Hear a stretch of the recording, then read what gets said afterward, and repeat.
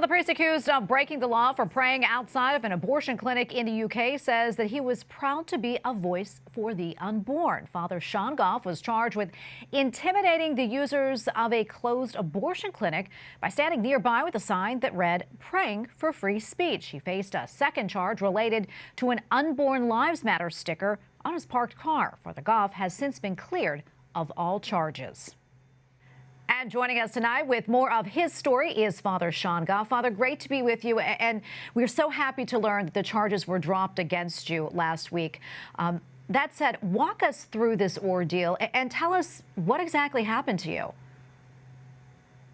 Well, it seems like it should be an obvious thing, really, but nobody should be criminalized for the thoughts that they're having in their own head, and certainly not for their prayers. But it's unbelievable, but this is what happened to me here in the United Kingdom, for silently praying on the street where there is a censorship zone which bans any really even mention of abortion, or even any private acts which are to do with abortion within a certain area around an abortion clinic.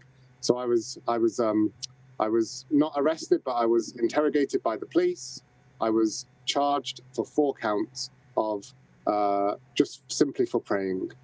As you said, it's unbelievable. I mean, really hard to fathom that this would happen. Were you doing anything besides praying? Well, on one of them, which is almost quite amusing, one of the charges actually didn't even relate to praying. All I did was park my car in this censorship zone, and my car has a bumper sticker on the back which says, "Unborn Lives Matter." And that was one of the charges. And on one of those occasions where I was silently praying, I was holding a sign which said, "Praying for freedom of speech." You know, I think freedom of, as much as, the right to life is so important, freedom of speech really is a bedrock of a democracy. And so I'm very concerned about the way that freedom of speech is being undermined slowly here in the UK. And in order to make it known that that's what I was praying for on that occasion, I held that sign for freedom of speech. But apart from that, nothing else, no. It is so concerning. And this story of yours is very similar to that of Isabel Vaughan-Spruce, who was arrested for also praying silently outside of an abortion clinic in the UK. Father, what do you think is happening over there with these crackdowns on free speech? Well, it's interesting that you mention Isabel. I mean, I know her quite well, and she's a person who's helped so many people in crisis pregnancies to be able to keep their babies and to give them birth and life. And, she's such a wonderful person. And for her to be criminalized, for her to be humiliated in that way by the police, to be arrested on the street and searched on the street, it's just awful to think about. And in a similar way, I've tried my hardest since being a priest now for 2 years to devote a large portion of my ministry to helping men and women who have been affected by abortion through the ministry of Rachel's Vineyard, people who've experienced trauma and grief as a result of abortion, to find hope and to find healing. So for any of us, it's not even on our minds anything negative. All we want to do is to pray. We want to offer help. We want to offer support in a non-judgmental way.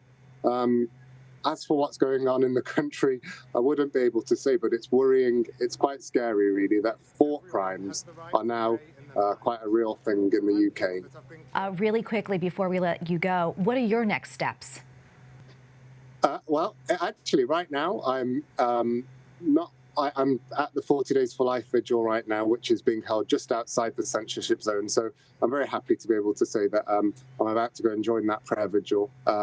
So I'll tell you my next steps literally for right now, but I don't have any long-term plans now going forward. I'm very grateful that the charges were dropped against me. I thought they should never have been put there in the first place. And I'm very grateful for the support that I've received from across the world. It's really been quite heart-touching. Well, Father Sean Gough, thank you. We're grateful that you took the time to speak with us, and we really appreciate it. God bless you. God bless you too.